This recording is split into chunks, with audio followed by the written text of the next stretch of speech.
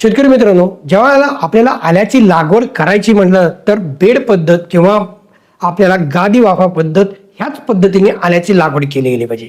बऱ्याच ठिकाणी आणखीन सपाट जमिनी पद्धतीवरतीच लागवड केली जाते किंवा काही ठिकाणी बेड पद्धतीने करतात, पण बेडची उंची किंवा त्याचा माता हे अजून पारंपरिक पद्धतीने लहान असतात. त्यामुळं पुढे भविष्यात जाऊन कंदकुज, सूत्रकृमी अशा वेगवेगळ्या जमिनीतून निर्माण होणाऱ्या रोगराई किडींचा प्रादुर्भाव होतो आणि मोठ्या प्रमाणात उत्पादनात आपल्याला घट पाहायला मिळते.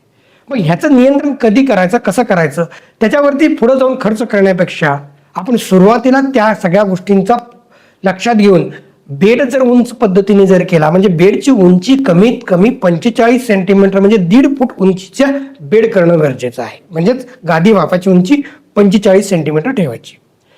45 सेंटीमीटर उंचीचा गादी वाफा केल्यानंतर वरचा जो माता आहे साधारण हा 3 फुटाचा म्हणजे 90 सेंटीमीटर रुंदीचा असणं गरजेचं आहे.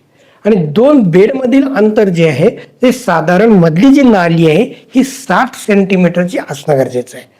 शेतकरी मित्रांनो, ठिबक सिंचन ज्यावेळेस आपण सेंटरला टाकतो, ठिबक सिंचनाच्या माध्यमातून 100% खताची मात्रा ही ठिबक सिंचनाच्या माध्यमातूनच द्यायची. म्हणजे ज्यावेळेस एखाद्या वेळेस पाऊस काळ जास्त झाला, शेतामधलं पाणी बाहेर निघालं पाहिजे, त्यासाठी ज्यावेळेस आपण बेड तयार करत असतो, बेड तयार करत असताना आपली जी मधली नाली आहे त्या नालीला जमिनीच्या उतारानुसार ढाळ देणं गरजेचं आहे.